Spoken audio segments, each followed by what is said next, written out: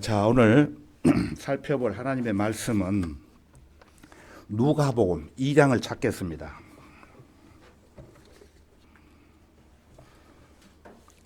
누가복음 2장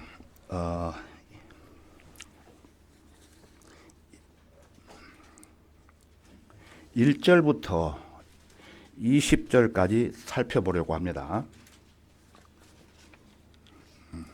누가복음 2장. 제가 한 구절 읽고 여러분들이 또 한 구절 읽고 해서 20절까지 읽겠습니다. 누가복음 2장 1절. 당시에 카이사 아구스토로부터 한 칙령이 내려온 세상이 조세 등록을 하게 되었는데,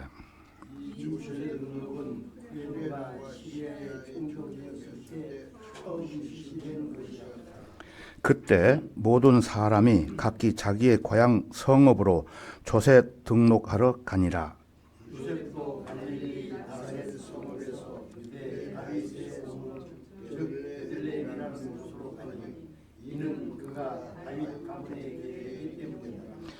그가 자기와 정혼한 아내 마리아와 함께 조세 등록하러 갔는데 그녀는 아이로 인하여 배가 불렀더라. 그들이 그곳에 있는 동안 날이 차서 그녀가 태어나게 되었더라. 7절입니다. 그리하여 그녀가 자기의 첫 아들을 낳아 그를 포대기로 싸서 구유에 누이니 이는 여관에 그들이 들방이 없었기 때문이라. 그때 그 오래 목자들이 있었는데 그래서 묵으면서 밤에 양떼를 지키더라. 그런데 보라, 주의 천사가 그들 위에 임하시고 주의 영광이 그들을 두루 비추니 그들이 몹시 두려워하더라. 그 천사가 그들에게 말하기를 두려워 말라. 보라, 이는 내가 너희에게 큰 기쁨의 좋은 소식을 알리니 이것은 모든 백성을 위하여 것이라. 이는 오늘 다윗의 성읍에서 너희에게 구주가 나셨으니 그분은 주이신 그리스도시니라. 이것이 너희에게 소식이니 너희는 포대기에 쌓여 위에 누이는 아기를 보리라고. 그때 갑자기 수많은 하늘의 군사들이 그 천사와 함께 있어 하나님을 찬양하여 말하기를 지극히 높은 곳에는 하나님께 영광이 땅 위에는 박해이요 사람들에게는 보이로라라고 하고. 그 천사들이 그들을 떠나 하늘로 간 후 목자들이 서로 말하기를 우리가 베들레헴에까지 가서 주께서 우리에게 알게 하신 이런 일이 일어난 것을 보자 하고. 그들이 황급히 가서 마리아와 요셉과 유에 누워있는 그 아이를 보더라. 그들이 이 일을 보고 나서 천사가 그 아기에 관하여 그들에게 한 말을 널리 알렸더니 목자들이 말한 그런 일에 대해서 들은 모든 사람이 놀랐더라. 그러나 마리아는 이 모든 말을 마음속에 간직하고 되새겨 보더라. 목자들은 보고 이것이 자기들에게 말한 것과 같으므로 그 모든 일을 인하여 하나님께 영광을 돌리고 찬양을 드리며 돌아가더라. 다 같이 기도하겠습니다. 은혜로우시며 자비로우신 주 하나님 아버지 감사합니다. 오늘 또 변함없이 영과 진리로 예배드릴 수 있도록 아름다운 환경과 여건을 우리에게 허락해 주신 은혜 더욱 감사합니다. 이 시간 선포되는 말씀을 통해 우리에게 베풀어 주시는 진리의 말씀으로 가득 채워 주십시오. 어리석고 무지한 저희들의 지식과 지혜로는 하나님의 위대한 뜻을 100% 할 수가 없습니다. 오직 주님께서 우리 안에 강력하게 역사해 주셔야 그 말씀으로 저희들의 마음과 생각까지도 온전히 바로 잡힐 수가 있습니다. 저희들은 무엇보다도 주님의 도움이 필요합니다. 이 시간 우리 모두에게 성령 충만케 해주시고 우리 모두에게 필요한 말씀으로 우리 각자 신앙 척도 이상으로 무언가 하나라도 빠짐없이 진리의 말씀을 깨닫게 주 성령님께서 역사해 주옵소서. 모든 것 감사드리며 주 예수 그리스도의 이름으로 기도드렸습니다. 아멘. 그리스도인은 크리스마스를 지키지 않는다라는 제목으로 설교하겠습니다. 그리스도인은 크리스마스를 지키지 않는다. 잘 들으시면은 왜 안 지키는가를 알 수 있습니다. 오늘. 자, 이번 주 목요일이죠. 12월 25일은 무슨 날이죠? 여러분이 잘 아시는 크리스마스. 성경을 모르는 온 세상 사람들은 예수님이 탄생하신 성탄절 또는 크리스마스라고 알고 있습니다만 크리스마스는 미안하지만 예수님의 생일이 아닙니다. 바알의 생일이에요. 바알. 역사적으로 볼 때 12월 25일은 태양절입니다. 이교도들이 섬기는 신을 기념하는 농신제라는 그런 축제에서 기원한 것입니다. 그러므로 예수 그리스도의 탄생하신 날은 12월 25일이기 때문에 기념해서 지키라는 명령은 성경 어디에도 안 나옵니다. 없습니다. 나오면 저한테 말씀해 주십시오. 없어요. 여러분, 크리스마스의 뜻에 대해 조금 알고 계십니까? 간단하게 제가 이제 말씀을 드리면은 크리스마스의 뜻은 앞에 크리스는 그리스도라는 뜻이고 그 다음에 마스는 미사와 연결되어 있어요. 그래서 그리스도의 미사입니다. 즉 속죄를 위해 드리는 제사라는 것입니다. 인류의 속죄를 위해 누가 오셨죠? 예수 그리스도. 예, 맞습니다.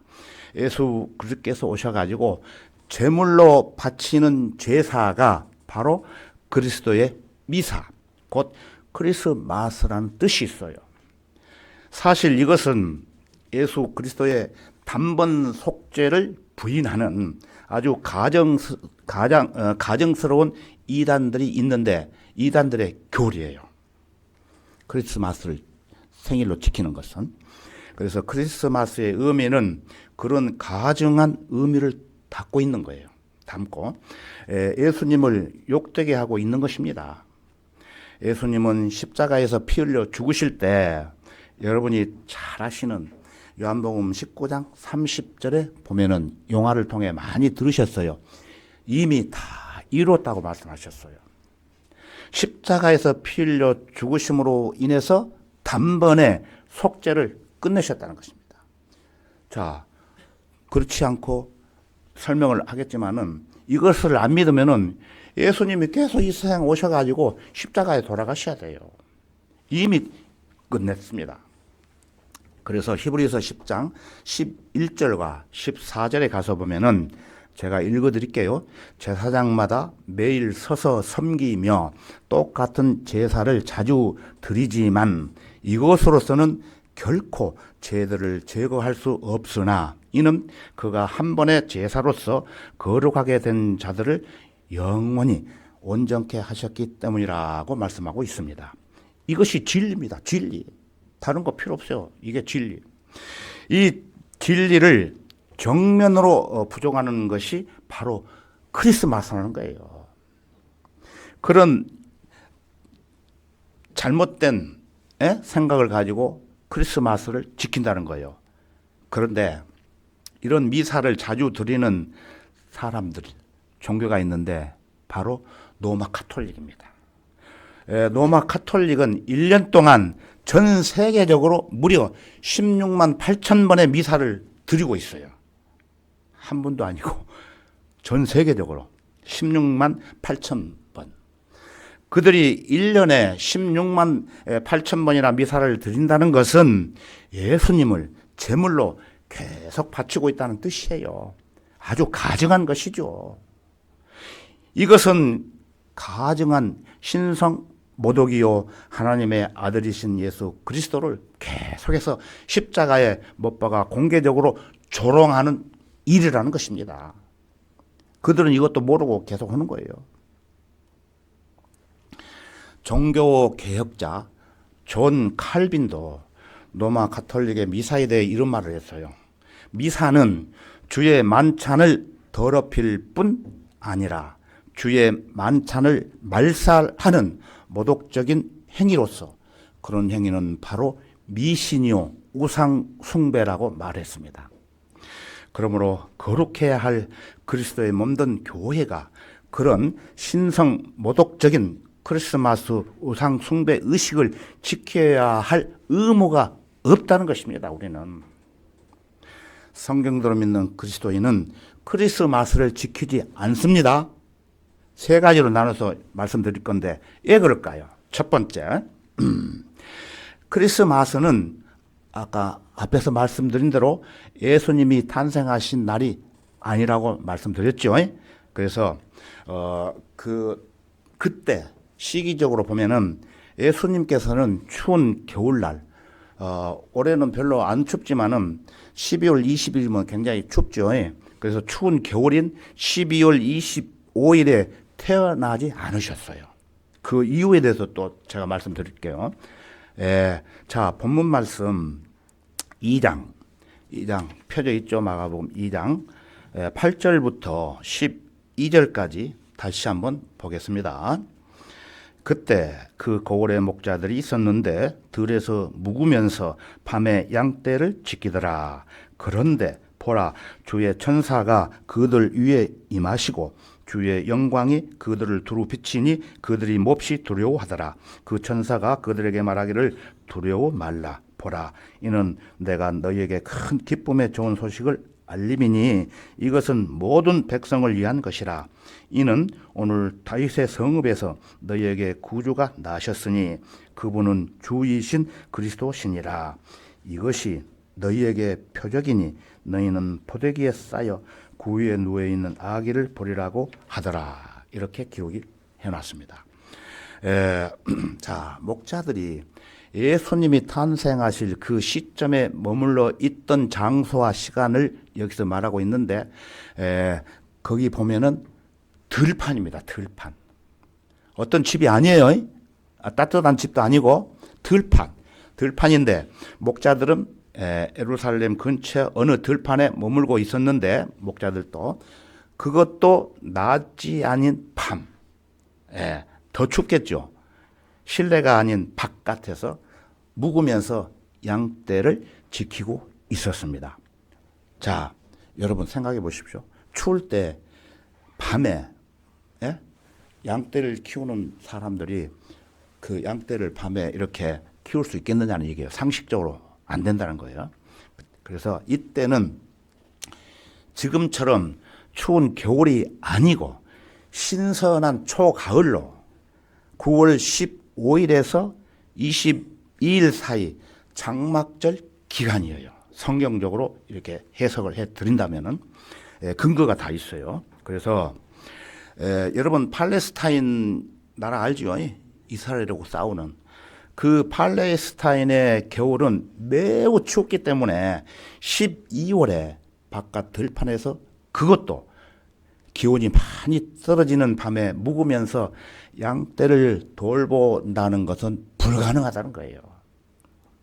그러므로 예수님께서 12월 25일 추운 겨울에 탄생하셨다고 주장하는 것은 바로 누구냐?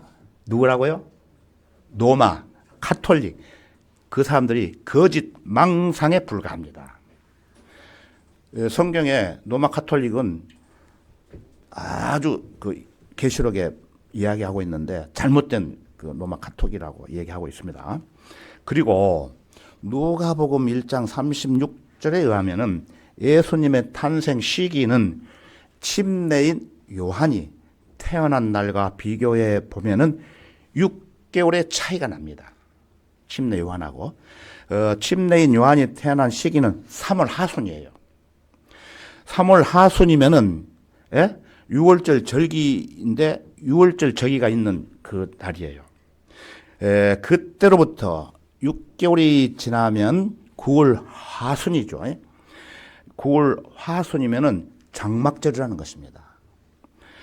자, 그러면은 마리아가 예수님을 임신한 시기는 언제일까요? 추적해 보면은 9월경에 태어나셨으니까 보통은 이제 사람이 6개월이 지나야 10개월째에 신생아가 태어나지 않습니까? 자, 그렇게 본다면은 9월에서 거슬러 올라가다 보면은 12월 하순경입니다. 다시 말하면은 12월 25일경은 예수님을 임신한 기간이에요. 태어난 기간이 아닙니다. 그리고 그로부터 9개월을 딱 채우고 10개월째 되었을 때 바로 장막절 9월경에 주님이 태어나신 것입니다. 12월 25일은 아닙니다. 미안하지만. 그래서 무엇보다도 예표적으로 볼 때 이 땅에 예수님께서 오시는 시기는 초림이든 또 재림이든 잘 어울리는 이스라엘의 절기하고 맞떨어지는데 장막절입니다. 그런가 하면은 요한복음 1장 14절에 가서 보면은 여러분이 잘 아시는 구절이죠. 그 말씀이 육신이 되어 우리 가운데 거하심으로 우리가 그의 영광을 보니 아버지의 독생자의 영광으로 은혜와 진리가 충만하더라라고 기록이 되어 있죠. 자, 그 말씀이 육신이 되어 우리 가운데 거하심으로 여기 거하시다는 말을 여러분 주목할 필요가 있습니다.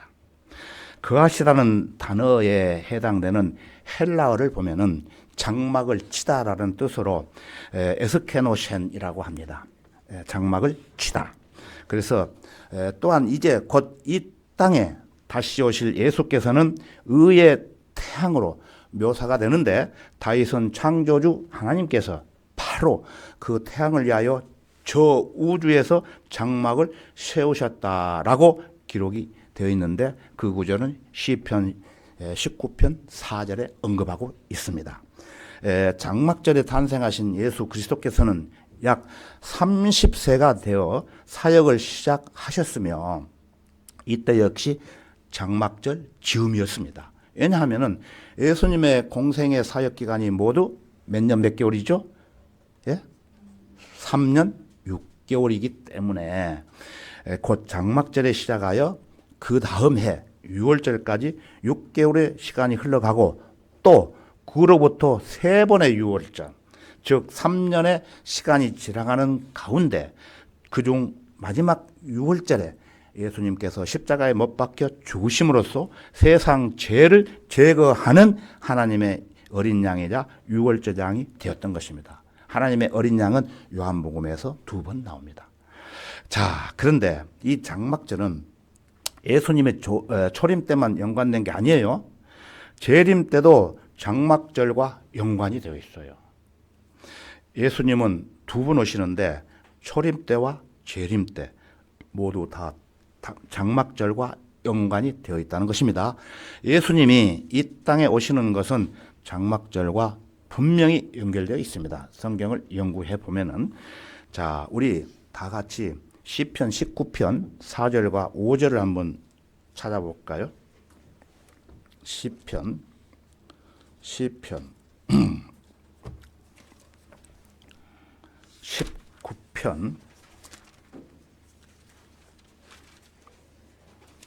4절과 5절을 한번 보겠습니다.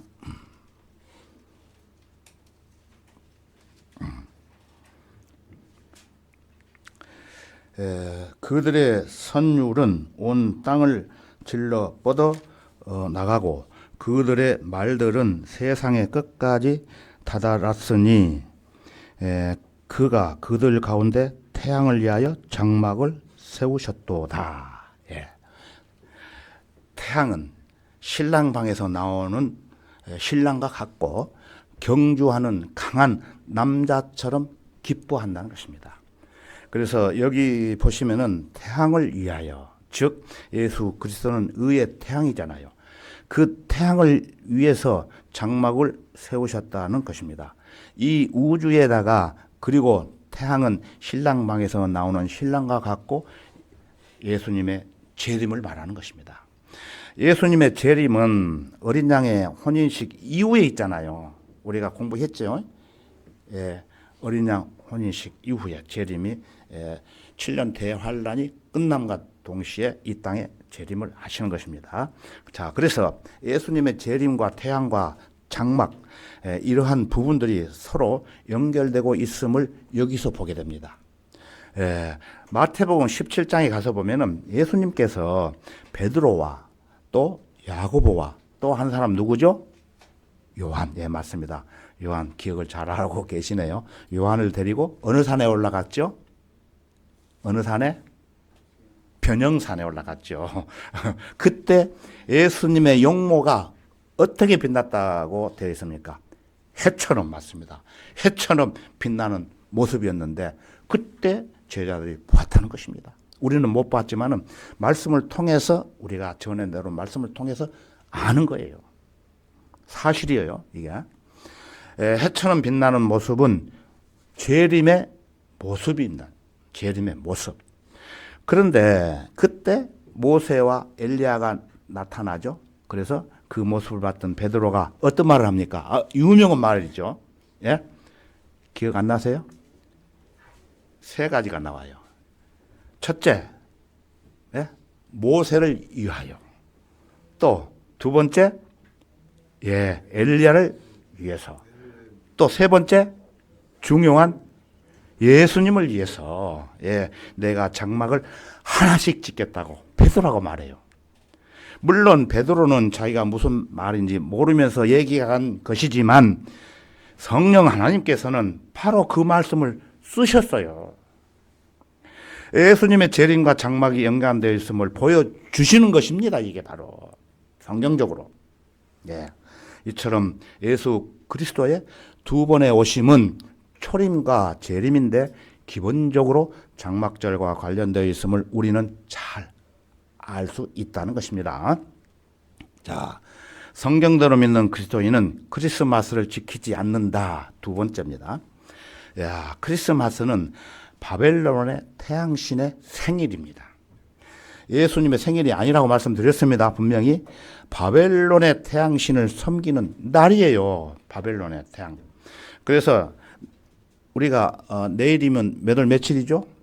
12월 22일 동지날이잖아요. 동지. 팥죽 써먹고 그러지 않아요? 동지날. 동지 때는 지구가 태양에서 가장 멀리 멀어지는 날이에요. 동지날이. 그러니까 태양의 영향력에서 가장 멀어진다는 것입니다. 그러다가 12월 25일, 그러니까 소위 크리스마스 때부터 태양의 영향력이 점점 커지기 시작한다는 거예요. 가장 멀어졌다가 다시 가까워진다는 뜻이에요. 그래서 태양신을 숭배하는 자들은 태양의 영향력이 다시 커지는 바로 12월 25일 이날을 생명이 다시 돌아오는 날로 그들은 생각하기 때문에 그 날짜에 상당한 의미를 부여하고 시작한다는 것입니다. 자, 이런 이교도적인 믿음을 근거로 해서 12월 25일은 태양신인 바알의 생일이 되었던 것입니다.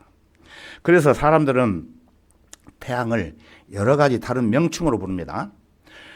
태양을 숭배하는 우상 숭배자들은 바알의 생일날 먹고 마시고 술 취하면서 그날을 축제로 즐기고 있습니다.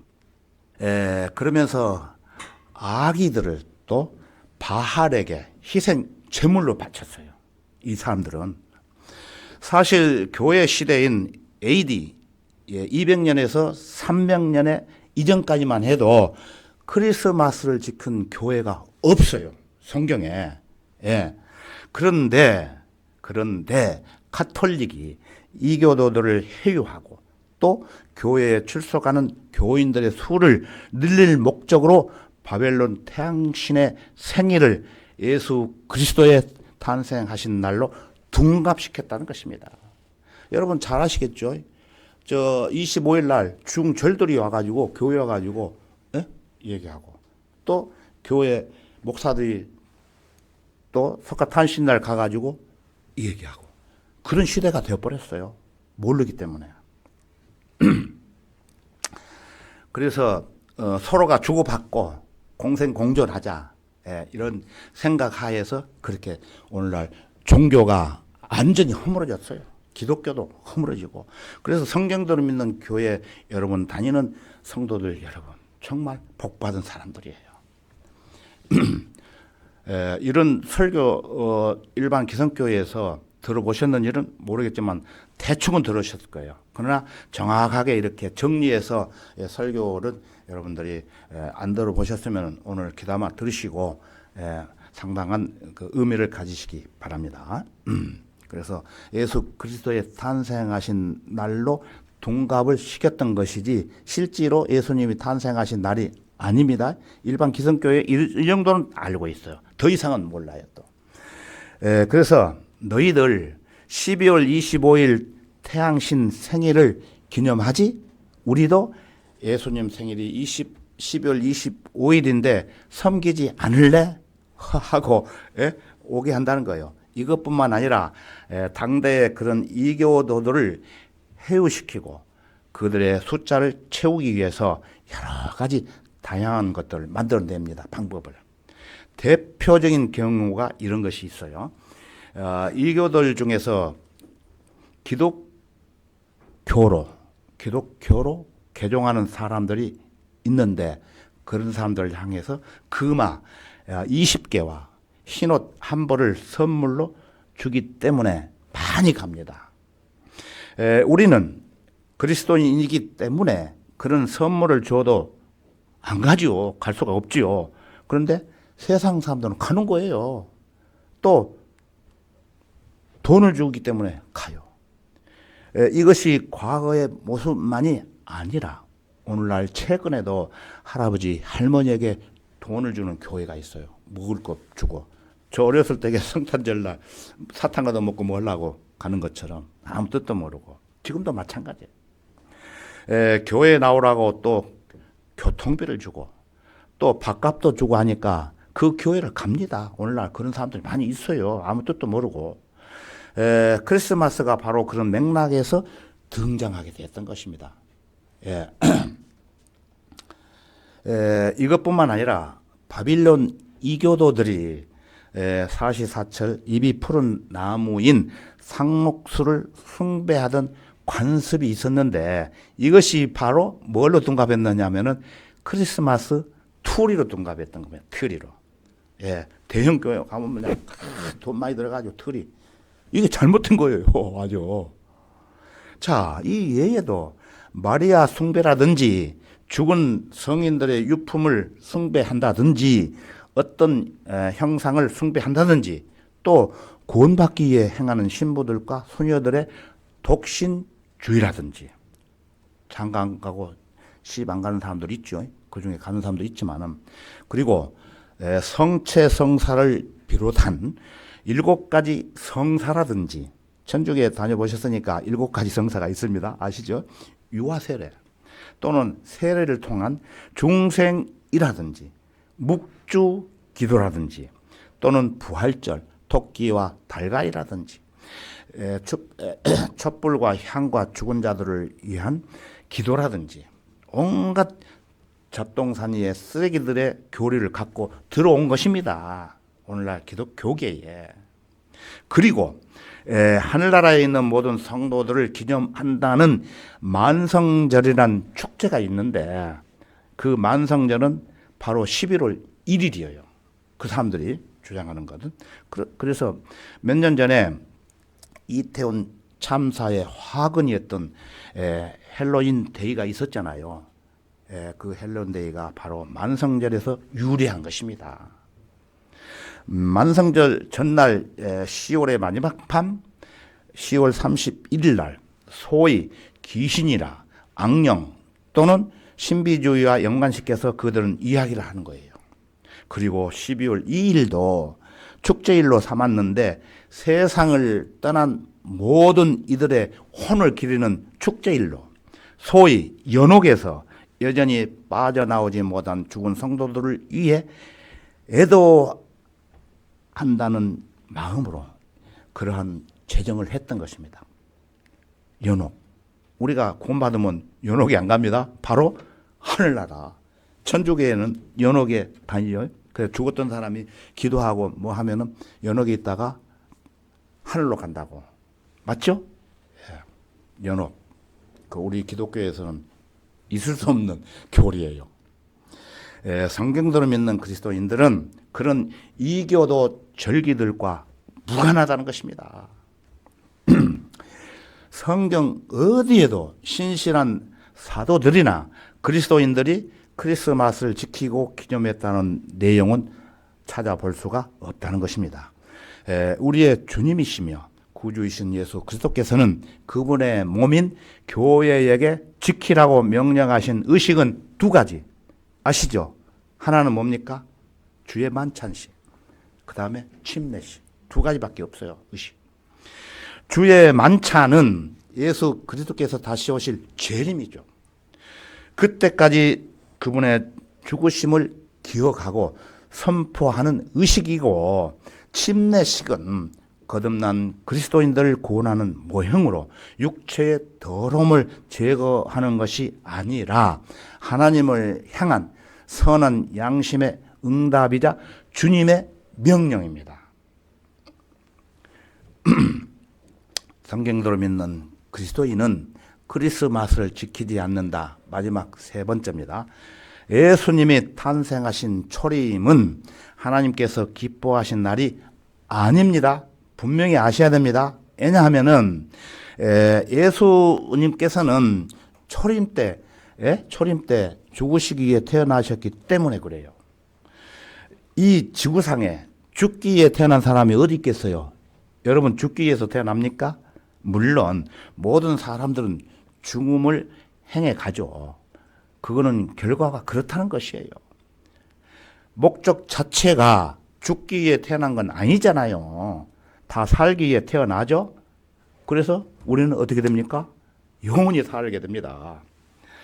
그런데 이 땅에 유일하게 죽기 위해 태어나신 분이 있어요. 그분이 누구시라고요? 예수님. 맞습니다. 답이 즉각적 나와야 돼요. 네, 예수님. 마태복음 20장 28절에 가서 보면은 인자도 섬김을 받으러 온 것이 아니라 섬기러 왔고 또 많은 사람을 위하여 자기 생명을 몸값으로 주려고 온 것이라고 하시더라. 예, 이렇게 말씀하고 있습니다. 그래서 동서고금을 막론하고 이 땅에서 죽기 위해 태어나신 분은 오직 예수 그리스도이시라는 것입니다. 그 사실을 보여주기라도 하듯이 오늘 설교 본문 누가복음 2장 7절에 보게 되면 여러분이 보셨죠? 포대기가 나오죠. 포대기. 이 포대기가 바로 예수님이 죽기 위해 태어난 분이구나. 이거를 보여준다는 단어입니다. 포대기. 그리하여 그녀가 자기의 첫 아들을 낳아 그를 포대기로 싸서 구유에 누이니 이는 여관에 그들이 들방이 없었기 때문이라. 이 말씀으로 해서 연극을 한 거 있는데 나중에 제가 말씀드릴게요. 누가복음 2장 12절에서 또 보면은 이것이 너희에게 표적이니 너희는 포대기에 쌓여 구유에 누워 있는 아기를 보리라고 하더라. 이렇게 말씀하고 있습니다. 이 포대기에 해당하는 그 영어 단어의 의미를 보면 이런 의미예요. 붕대 따위로 어떤 물건을 단단히 꽁꽁 싸맨다는 뜻이 있습니다. 다시 말하자면은 아기의 체온이 따뜻하게 유지가 되도록 포대기처럼 아기의 몸을 꽁꽁 둘러싸는 넓은 세마포 같다는 거예요. 예수님이 십자가에 죽으셨을 때 아림마대 요셉과 니코데모가 예수님의 시신을 새 마포로 싸서 무덤에 안치했습니다. 자, 다시 한 번 더 말씀드리면은 이 땅의 사람들은 예수님께서 태어나실 때라든지 죽으시고 장사됐을 때라든지 똑같은 형태의 그 새 마포를 가지고 똑같은 방법으로 그분을 둘러싼 것이죠. 사람들도 이렇게 따라하지 않습니까? 사람 죽으면은. 그래서 포대기는 인자이신 예수께서 생명을 내어 놓으시기 위해 죽으시기 위해 탄생하신 분임을 우리에게 알려주고 있습니다. 하나의 표적이에요, 이게. 자, 그렇다면 우리는 구체적으로 예수님께서 왜 누구를 위해 죽으셨는지 알아야 되겠죠. 바로 우리 때문이에요. 우리 때문. 나 때문에. 예. 하나님의 아들이신 예수 그리스도를 죽인 살인자는 바로 나 자신이라는 것을 알아야 됩니다. 가증스럽고 더러운 죄인인 나 자신인 것입니다.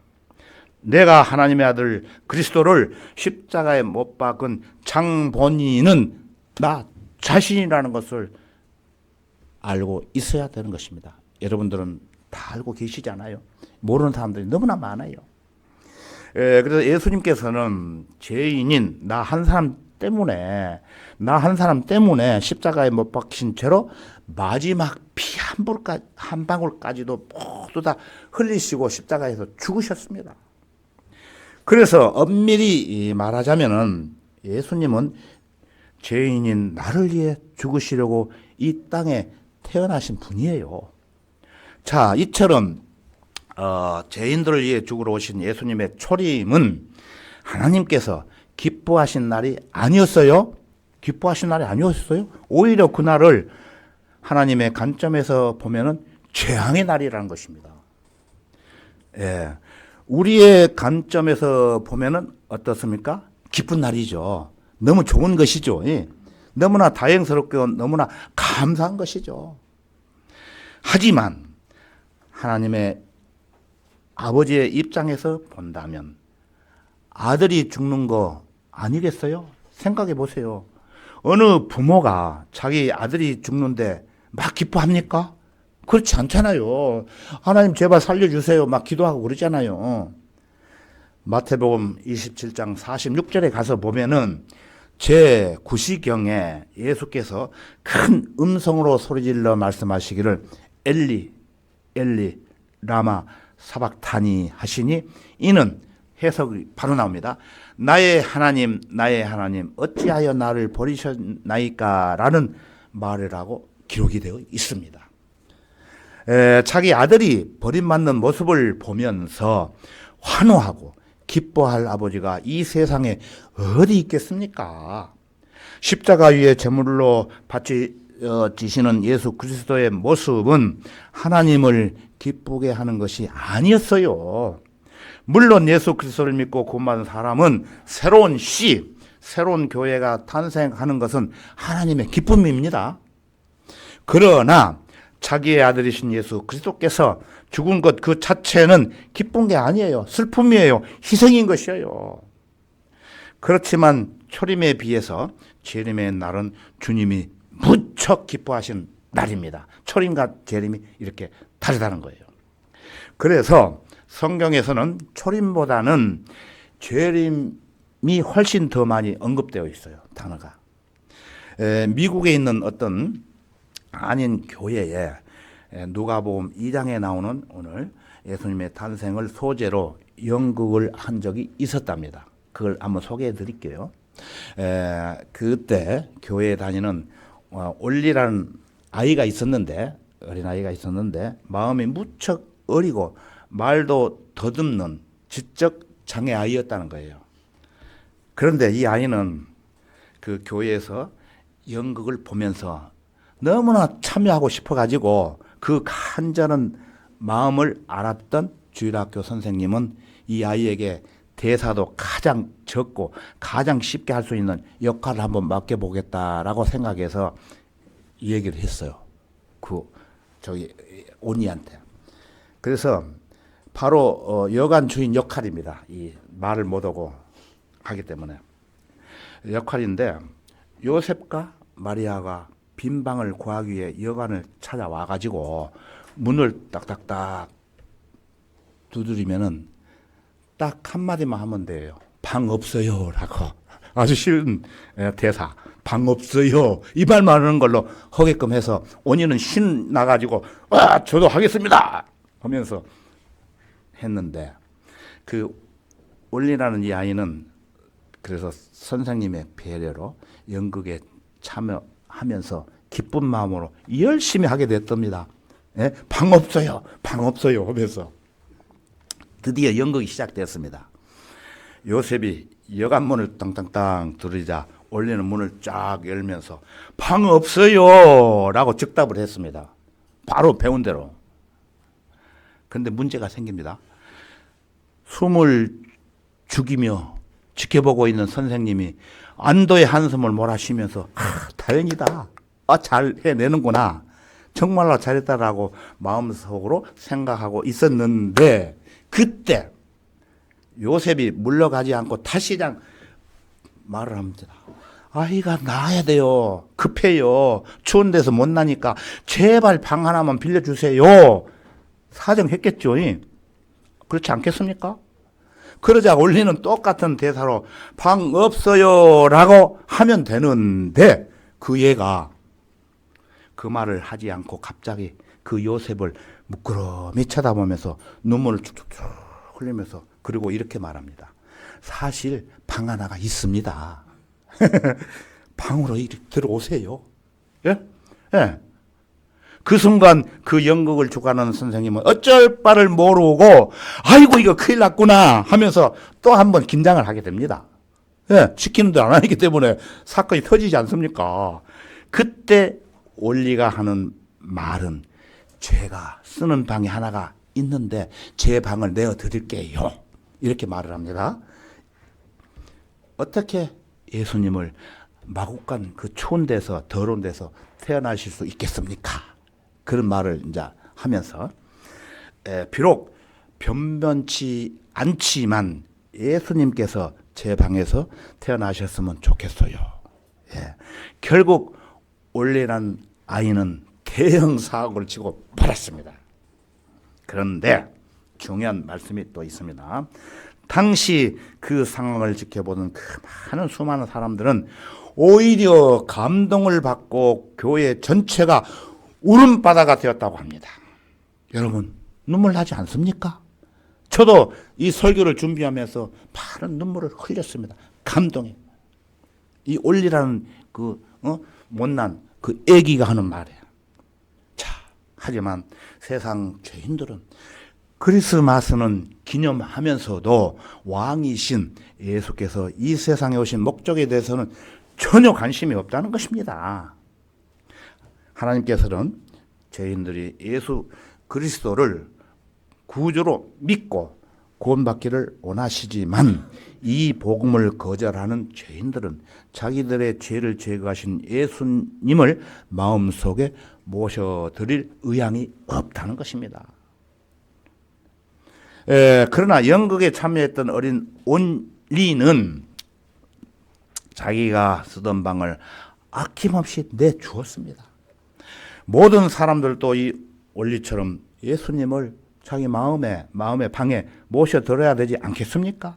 우리는 구원을 받았지 않습니까? 그러므로 만왕의 왕이시며 만주의 주이신 예수 그리스도를 개인의 우리 구주로 믿고 구원받은 성도는 크리스마스를 지켜볼 것이 아니라 만왕의 왕이신 주님이 다시 오심을 재림을 기다려야 된다는 거예요. 생일을 기다리는 게 아니고 25일 날 재림을 기다려야 된다는 거예요. 이제 곧 다시 오실 예수 그리스도의 재림을 기다리는 사람들이지 예수 그리스도의 탄생을 기념하기 위해 그들을 향해 뒤를 돌아보는 사람들이 아님더라. 그날을 돌아보는 사람들이 아니라는 것입니다.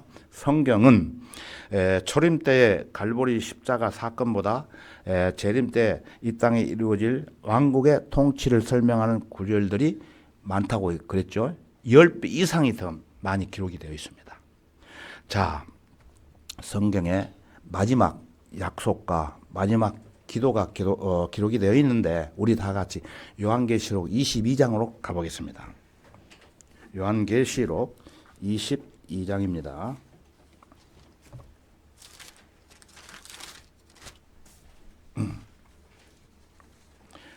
요한계시록 22장 20절과 21절을 보겠습니다.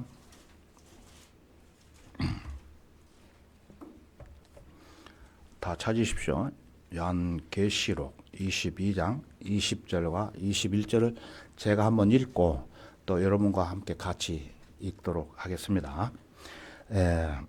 이런 일들을 증거하신 분이 말씀하시기를 반드시 내가 속히 오리라 하시니라. 아멘. 그러하옵소서. 그러하옵니다. 주 예수여 오시옵소서. 우리 주 예수 그리스도의 은혜가 너희 모두와 함께 있을지어다. 아멘. 우리 다 같이 한번 읽겠습니다. 20절과 21절. 이런 일들을 증거하신 분이 말씀하시기를 반드시 내가 속히 오리라 하시니라. 아멘. 그러하옵니다. 주 예수여 오시옵소서. 우리 주 예수 그리스도의 은혜가 너희 모두와 함께 있을지어다. 아멘. 믿습니까? 믿어야 돼요. 자, 이제 여러분은 예수 그리스도의 탄생을 기념한다고 바벨론 태양 신의 생일까지 끌고 들어와서 쓸데없이 크리스마스를 지키려고 애쓰지 말고 예수 그리스도께서 이 땅에 곧 다시 오실 재림의 날을 간절히 기다리는 아름다운 하나님의 귀한 성도가 되시기를 부탁합니다. 다 같이 기도하겠습니다. 참으로 위대하시고 거룩하신 아버지 하나님, 오늘 본문 말씀을 중심으로 크리스마스의 뜻을 깨달을 수 있도록 베풀어 주신 은혜 진심으로 감사합니다. 하지만 이 땅에 거하는 수많은 사람들은 아직도 크리스마스의 온전한 뜻을 모르고 쓸데없는 행사로 분주한 시간을 보내고 있습니다. 그들은 올바른 성경을 모르기 때문에 주님을 슬프게 하고 더 나아가 주님을 모독하고 있습니다. 이런 자들이 깨달을 수 있도록 인도하기 위해서는 성경대로 믿는 그리스도인의 어깨가 굉장히 무겁습니다. 그들이 정신을 차리고 도전받을 수 있도록 성경대로 믿는 교회에서 울려 퍼지는 말씀들을 받아들일 수 있도록 우리를 아름다운 도구로 사용해 주옵소서. 이제 다시 오시는 주님을 재림하시는 주님을 바라보는 하나님의 귀한 성도가 되도록 역사해 주옵소서. 언제나 우리를 사랑하시는 주 예수 그리스도의 이름으로 기도드렸습니다. 아멘.